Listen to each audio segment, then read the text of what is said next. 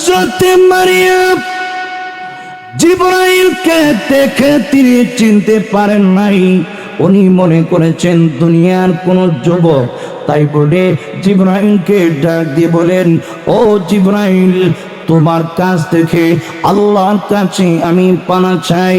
জিবরাইল রে, ইন কুনতা তাকিয়া, তুমি যদি মুত্তাকি হয়ে থাকো, কিয়ামতের কঠিন ময়দানে আল্লাহর সামনে দাঁড়াইয়া জবাবদিহিতার ভয় যদি তোমার অন্তরে থাকে, তবে তোমার আক্রমণ থেকে বাঁচতে পারবো। জিবরাইল পরিচয় দিয়ে ডাক দিয়ে কয়, ও মরিয়ম, আমি দুনিয়ার সাধারণ কেউ নই। মরিয়ম গো, ইন্নামা আনা রাসূল রাব্বিক, আমি তোমার রবের পক্ষ থেকে বার্তাবাহক জিবরাইল। মারিয়াম প্রশ্ন করে, জিবরাইল হয়ে থাকলে আমার কাছে কেন আগমন করেছো? আমি তো আল্লাহর নবী নই। জিবরাইলের ডিউটি পয়গম্বরের কাছে যাওয়া। ও জিবরাইল, তুমি আমার কাছে কেন আগমন করেছো? আমার দরবারে কেন তুমি আগমন করেছো? হাজরিনে কেরাম, লক্ষ্য করে তাকায় দেখুন, আল্লাহু আকবার। জিবরাইল আলাইহিস সালাম উনি ডাক দিয়ে কয়, ও মরিয়ম, আমি আসি নাই, মহান আল্লাহ আমাকে প্রেরণ করেছেন। জোরে কন্যা সুবহানাল্লাহ। এমনি মরিয়ম জিবরাইলকে প্রশ্ন করে, জিবরাইল, তুমি কেন আমার কাছে আগমন করেছ? জিবরাইল ডাক দিয়ে বলেন, ও মরিয়ম, আমি আসি লি আহাবালাকি গোলামান জাকিয়া, তোমার গর্ভে একটা পবিত্র সন্তান দেওয়ার জন্য। হযরত মারিয়াম ডাক দিয়ে বলে, ও জিবরাইল, আন্না ইয়াকুনু লি গোলাম, ও জিবরাইল, কাইফা ইয়াকুনু লি ওয়ালাদুন, আমার কিভাবে সন্তান হবে? ও জিবরাইল, সন্তান হওয়ার যে দুইটা স্রোত, দুইটার একটাও আমার কাছে নাই। ও জিবরাইল, শুধু লাম ইয়ামসাসনি বাশার, দুনিয়ার কোন বশর, দুনিয়ার কোন মানব আমাকে জীবনে কোনোদিন স্পর্শ করে নাই, আমার গায়ে জীবনে কোনোদিন টাচ করে নাই। এর মানে হচ্ছে আমি জিন্দেগিতে কোনোদিন কারোর সাথে বিবাহ বন্ধনে আবদ্ধ হই নাই। হালাল পন্থায় আমার গায়ে কেউ জীবনে কোনোদিন টাচ করে নাই। 2 নম্বর শরত হইল ওয়ালাম আকু বাগিয়া, ও জিবরাইল, আমি কিন্তু জানিয়া নই, আমি কিন্তু পতিতা নারী নই, এমন নই অবৈধ পন্থায় দুনিয়ার কোন যুবক আমার গায়ে টাচ করেছে, এমন জীবনে কোনোদিন হয় নাই। দুইটার একটাও আমার কাছে নাই। জবাব দে রে, আমার সন্তান কেমনে হবে? জিবরাইল ডাক দিয়ে বলেন, ও মরিয়ম, ক্বালা রাব্বুকি হুয়া আলাইয়া হাইয়িন, তোমার রব বলেছেন এইভাবে সন্তান দেওয়া আমি আল্লাহর কাছে সহজ, একবারে আসান। জিবরাইল, আল্লাহ ক্ষমতা আছে, আল্লাহ বাপ ছাড়াও আল্লাহ সন্তান দিতে পারেন, তবে কেন রে আল্লাহ বাপ ছাড়া আমার পরে পয়গম্বরের জন্ম দিবেন? জিবরাইল জবাব দে, ও মরিয়ম, তোমার আল্লাহ বলেছেন লিনাজআলাহু আয়াতাল লিন্নাসি ওয়া রাহমাতাম মিন্না। জোরে কোন আল্লাহু আকবার। ও মারিয়াম, তোমার আল্লাহ মানব জাতির সামনে আল্লাহ তার কুদরতের নিদর্শন প্রমাণ করতে চান। আল্লাহ যে পারেন, বাপ ছাড়াও আল্লাহ যে সন্তান দেওয়ার ক্ষমতা আছে, আল্লাহ যে পুরুষের মাধ্যম ছাড়াও একমাত্র নারীর মাধ্যমে আল্লাহ যে সন্তানের জন্ম দিতে পারেন, আল্লাহর যে কুদরত আছে, এটা মানব জাতির সামনে আল্লাহ তুলে ধরতে চান। আল্লাহু আকবার। মাত্র নিশ্চিত হয়ে গেলেন উনি সন্তানের মা হয়ে যাবেন, জিবরাইল ডাক দিয়ে বলেন, ওয়া কানা আমরাম মাকদিয়া। হযরত মারিয়াম উনি বেকারার অস্থির, আরে আমি সন্তানের মা হয়ে যাব, আমার জাতির সামনে আমি কি জবাব দিব? জিবরাইল জবাব দে, টেনশন করিস না গো মারিয়াম, তুমি যে সন্তানের মা হবে এটা নিশ্চিতকৃত, এটা সিদ্ধান্তকৃত বিষয়, লৌহে মাহফুজে এটা চূড়ান্ত হয়ে গিয়েছে। জিবরিল আলাইহিস সালাম কি করলেন? মরিয়মের কাছে গেলেন, ফানাফাখা জিবরিলু ফি ফামিহা আও ফি জাইবি দিরইহা, মরিয়মের মুখে অথবা জামার মাঝখান দিয়ে যে ফানা আছে ফুৎকার দিলেন। আল্লাহু আকবার। ফু দিতে দেরি হয়েছে, ফাহামালাতহু, ঈসা নবীকে মরিয়ম গর্ভে ধারণ করতে একটা সেকেন্ডও দেরি করেন নাই। হাজরিনে কেরাম, এই যে আল্লাহ কালিমে কুনের মাধ্যমে ওনার সৃষ্টি করেছেন, এই কারণে ঈসা আলাইহিস সালামকে কালিমাতুল্লাহ বলা হয়। হাসরবাসী যখন ঈসা পয়গম্বরের কাছে যাবে, উনি জবাব দিবে লাস্তু হুনাকুম, দোহাই লাগে আমি পারবো না, আমার যোগ্যতা নাই। ওয়ালাকিনতু মুহাম্মাদান সাল্লাল্লাহু আলাইহি ওয়াসাল্লাম আবদান ক্বাদ গুফিরা লাহু মা তাকাদ্দামা মিন যামবিহি ওয়া মা তাআখার। আল্লাহু আকবার। তোমরা যাও এমন একজন নবীর কাছে যার নাম মুহাম্মদুর রাসূলুল্লাহ সাল্লাল্লাহু আলাইহি ওয়াসাল্লাম আবদান, উনি তো আল্লাহর এমন একজন বান্দা যার আগে পড়ে যার জীবনে কোনো গুনাহ নাই।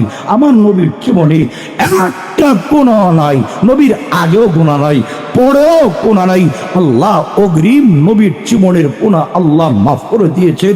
নবী গুনাহ করবেন দূরের কথা, আমার নবী জীবনে কোনোদিন খেলাফে আওলা উত্তমের বিপরীত কোনো কাজও আমার নবীর থেকে জীবনে কোনোদিন প্রকাশ পায় নাই। নবীজি জীবনে কোনোদিন গুনার কল্পনাও করেন নাই, যেহেতু আল্লাহ নবীর অলবকে আল্লাহ পবিত্র পানি দিয়ে গুনার যে বাধা আছে একেবারে আল্লাহ খতম করে দিয়েছেন। নবীর জীবনে কোনো গুনাহ নাই, মাসুম নবী, নিষ্পাপ নবী।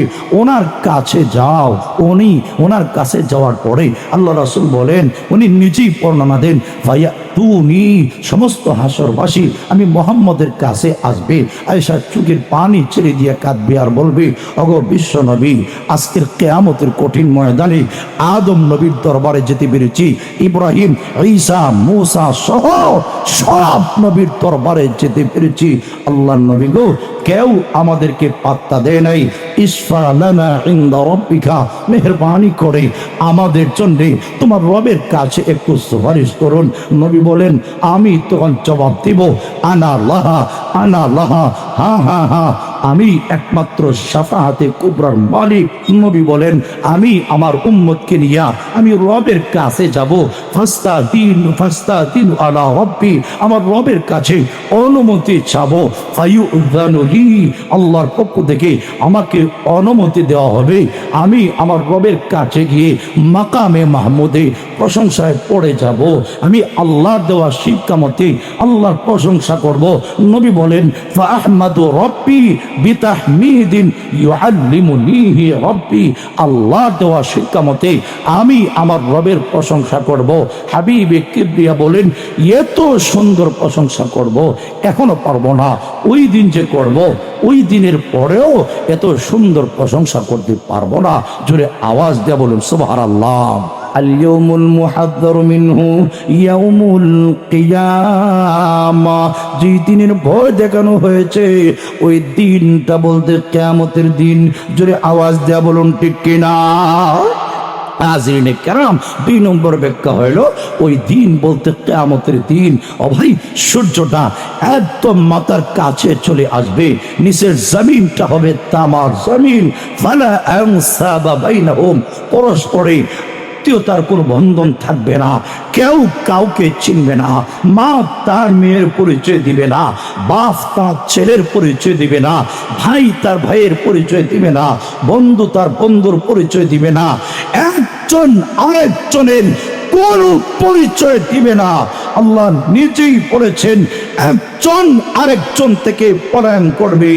লিকুল্লি ইমরিইন মিনহুম ইয়াউমাইদিন শানুন, প্রত্যেকটা মানুষের ওই দিন এমন একটা হালত হবে, ইউগনিহি, সব কিছু থেকে আর অবস্থায় তাকে বেনিয়াস করে ফেলবে।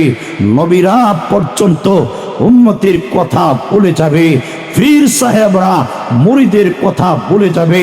নবী বলেন, ওই হাসরের মাঠে দল আরেক দলকে ডাক দিয়ে বলবে, চলো না আমরা সকলেই আদম নবীর কাছে যাই।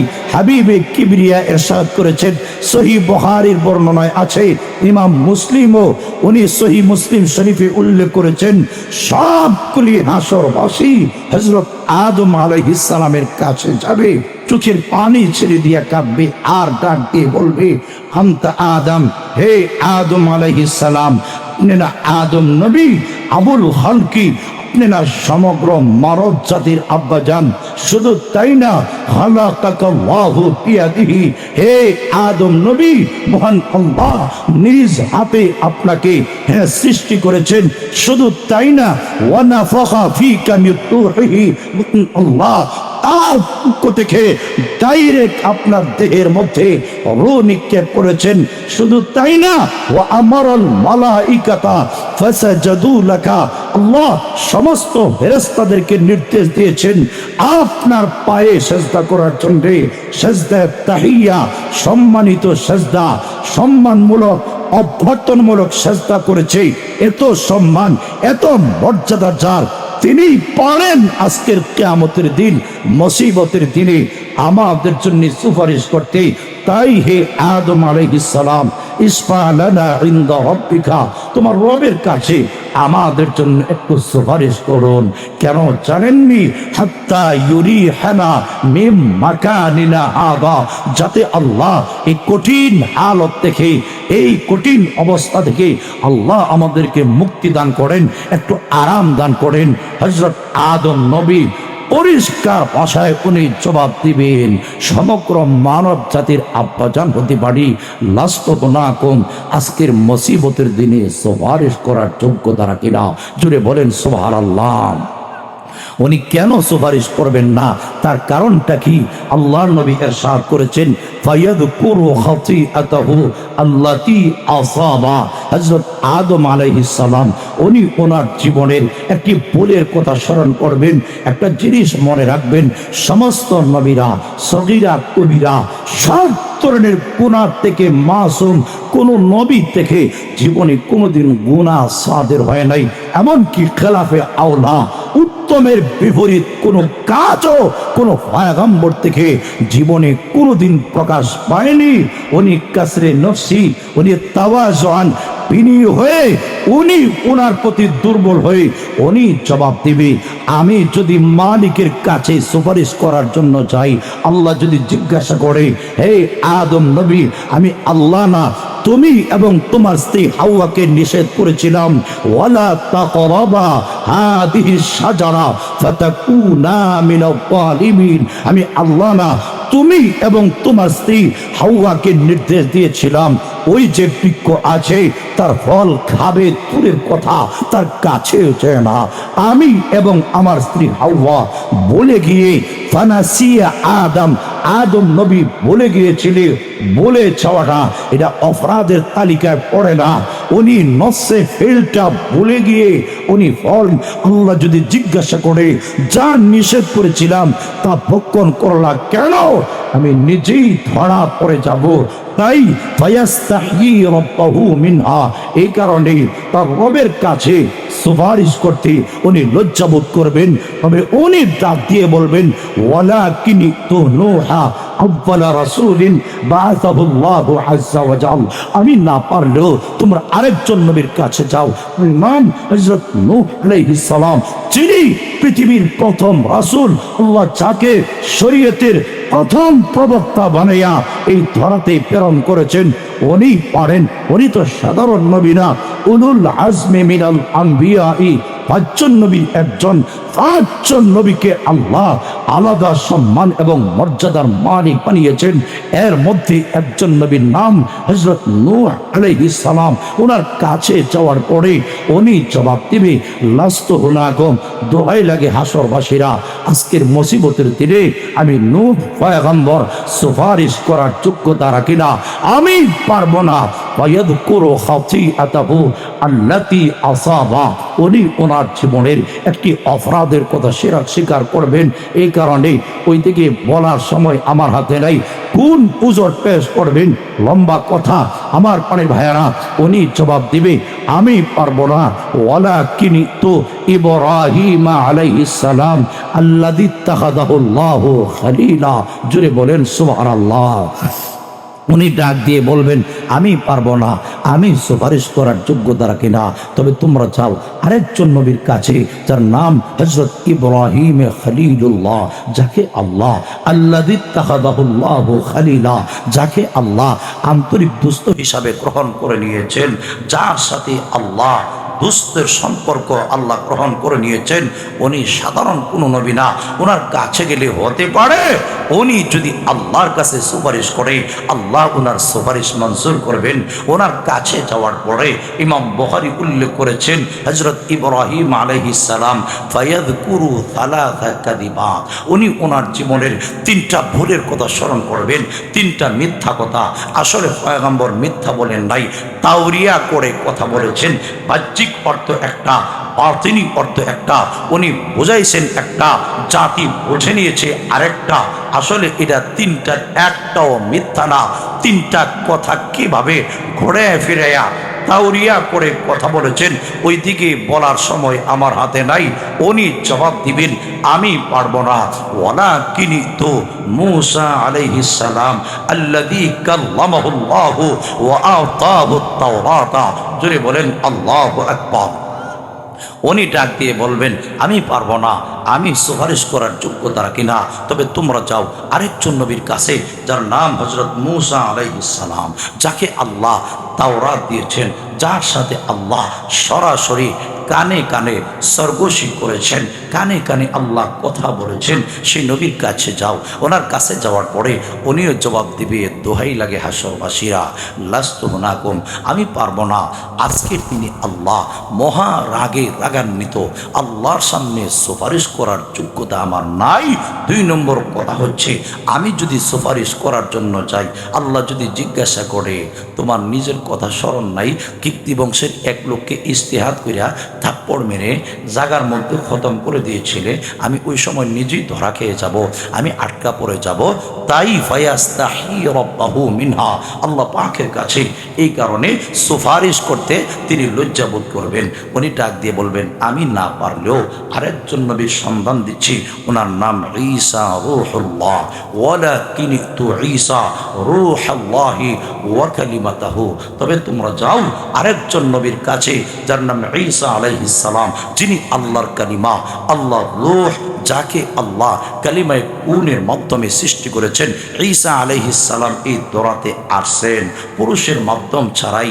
সাইয়্যেদা মারিয়ামের কাছে জিবরিল আলাইহিস সালাম যখন গেলেন, ফাতামাসসালা লাহা বাশারান সাবিয়্যা, জিবরিল মারিয়ামের সামনে পুরা একজন মানবের সুরত ধারণ কইরা যেই মাত্র আত্মপ্রকাশ করলেন, মারিয়াম ভয় পেয়ে গেলেন। উনি ডাক দিয়ে বলেন ও যুবক, তুমি কোত্থেকে আসছো? ইন্নী আউযু বির-রাহমানি মিনকা ইন কুনতা তাকিয়া। জোরে বলেন আল্লাহু আকবার।